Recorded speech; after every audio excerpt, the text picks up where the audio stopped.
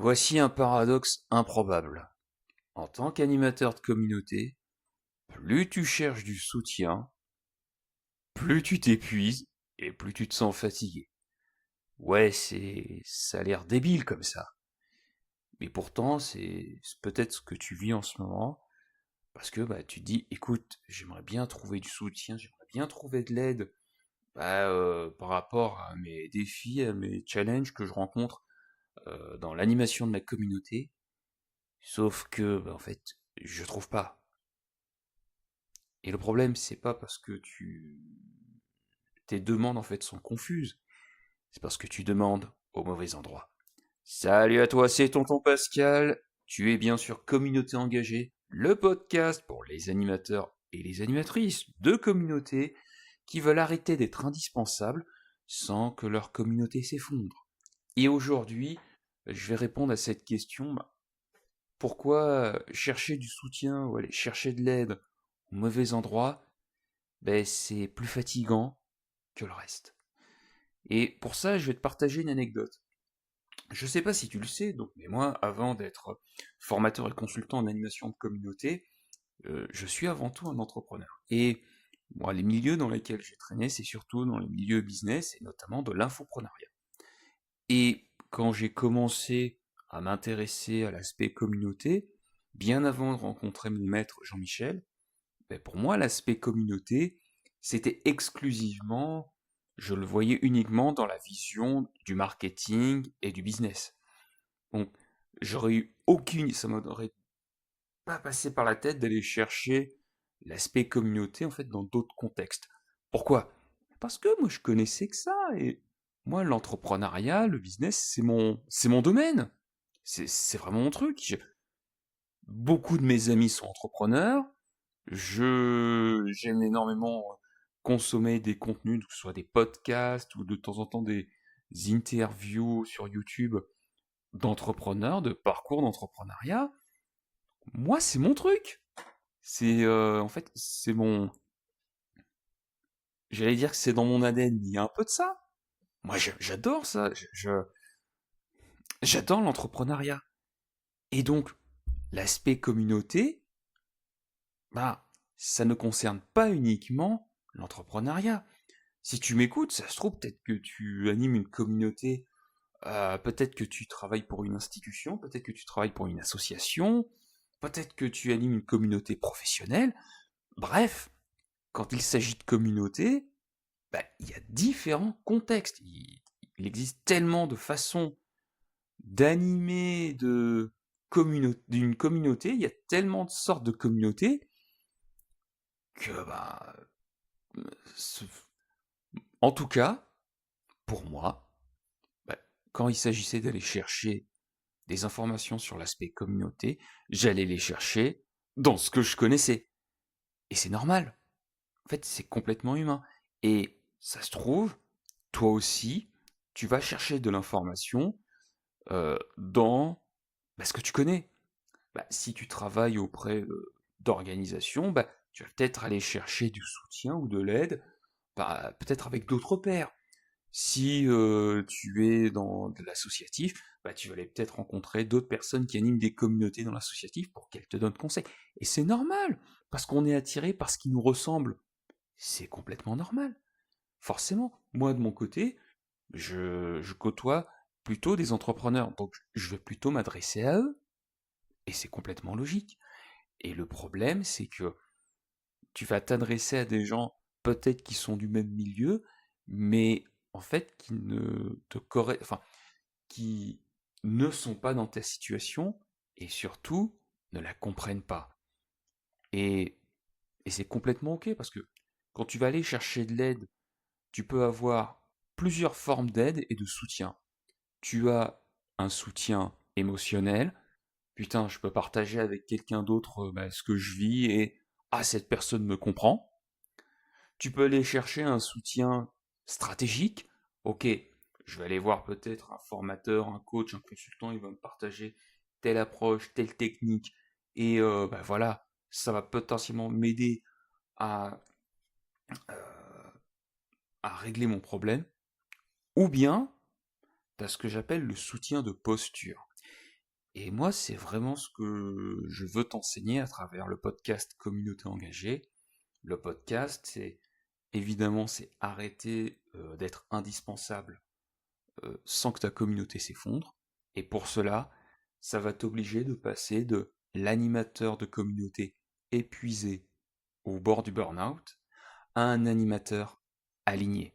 Et ce soutien, c'est un soutien de posture, c'est un changement de posture. C'est-à-dire que peut-être qu'au moment où tu m'écoutes, bah, t'es dans cette posture où, en fait, t'en fais énormément dans ta communauté, tu dois répondre à des sollicitations, tu dois répondre à des mails, peut-être que tu dois aussi répondre à des commentaires, peut-être qu'il y a des questions par mail qu'on t'envoie et donc tu dis putain, tu es sur le feu, et là, en fait, ça bouffe ton énergie. Parce que quand tu animes une communauté, bah putain, même si tu adores ça, même si c'est génial, tu vois, l'échange, tu vois, avec les membres de ta communauté, bah, ça prend du temps et ça coûte beaucoup, beaucoup, beaucoup d'énergie.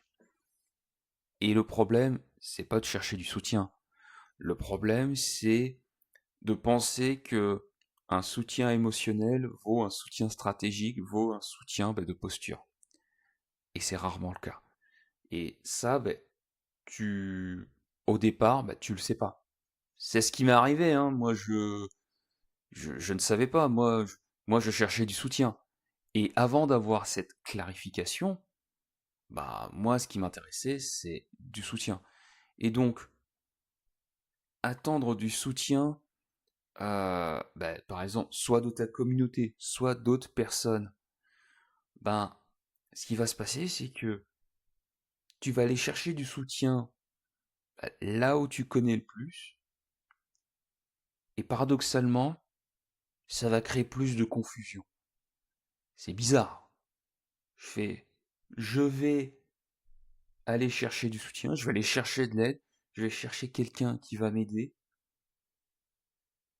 alors qu'en fait, je vais en ressortir beaucoup plus confus et je vais encore moins comprendre ma situation.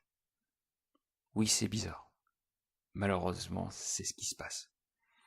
Et là, tu vois, il y a quelques épisodes, je crois que c'est l'épisode d'avant où il y a 2 épisodes, je t'avais expliqué que tu peux pas forcément tout dire aux gens de ta communauté. Bah ouais, eux ne sont pas à ta place. Et c'est ça qui est terrible, c'est que tu ne peux pas attendre de ta communauté qu'elle comprenne ta situation.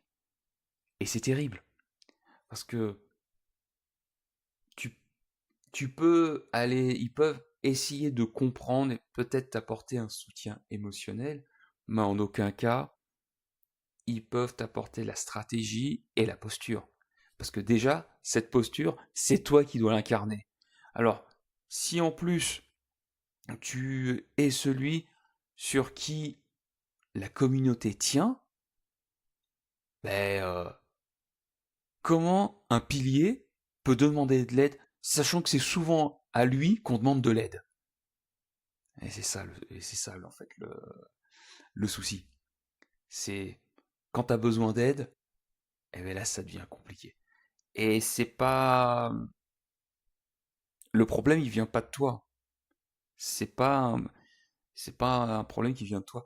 C'est une logique qui est structurelle, en fait, qui est systémique. Euh, Vu ta position, c'est compliqué en fait d'aller trouver de l'aide. Et donc, moi, ce que je veux que tu retiennes de cet épisode, c'est que tu dois retirer 3 attentes silencieuses. L'attente implicite de reconnaissance. Oui, oui, je suis désolé parce que il y a des gens qui ne comprendront pas ta situation et donc qui ne pourront pas t'apporter la reconnaissance de ce que tu vis et de ta situation. Parce que il faut la comprendre et t'as pas nécessairement des personnes autour de toi qui comprennent ce que tu vis. Et ça, tu dois accepter de dire, ok, je dois accepter qu'il y a des gens qui ne peuvent pas comprendre ma situation. Et c'est ok. Tu dois être ok avec ça. La deuxième chose que tu dois retirer, c'est le fait que ta communauté peut te porter émotionnellement. Elle peut te comprendre, mais en aucun cas, elle va pouvoir te supporter. Pourquoi? Parce que paradoxalement, si c'est toi le pilier de la communauté, c'est souvent sur toi que les membres tiennent. Et tu dois retirer la confusion entre proximité et soutien. C'est la suite logique de ce que je viens de te dire. Vu que vu que tu as cherché de l'aide en fait chez des gens pour qui tu allais chercher du soutien, tu peux pas leur demander en même temps d'avoir une approche stratégique. Parce que de toute façon, même si en face on te donnait des conseils, t'arriverais pas à les entendre. Et c'est ça qui est terrible parce que c'est la posture que tu occupes qui fait que malheureusement, t'arriverais pas à les entendre. Et donc, la question n'est pas est-ce que la communauté m'aide, mais plutôt est-ce que aujourd'hui je lui demande quelque chose qu'elle ne peut pas donner. Ça va aussi bien pour ta communauté que pour les gens à qui tu vas demander de l'aide. Ça peut venir des gens pour qui tu travailles, ça peut venir des personnes voilà, qui animent également une communauté, qui sont des pairs.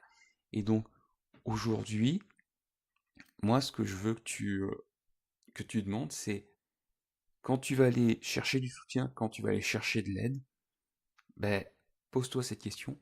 Est-ce que ce que je demande à cette personne ou à cette communauté, c'est quelque chose qu'elle ne peut pas me donner? J'espère que cet épisode t'a plu. Abonne-toi pour recevoir le dernier épisode de cette série sur la solitude de l'animateur. Parce que oui, malheureusement, quand on est animateur de communauté, même si on est entouré de beaucoup de personnes, souvent on est seul. Donc, le prochain épisode, on va parler d'un truc, c'est le fait que justement être seul, c'est pas un problème, mais qu'être isolé, c'est peut-être ça le vrai problème. Abonne-toi pour savoir quand est-ce que le nouvel épisode va être publié, et je te dis à très très vite. Salut!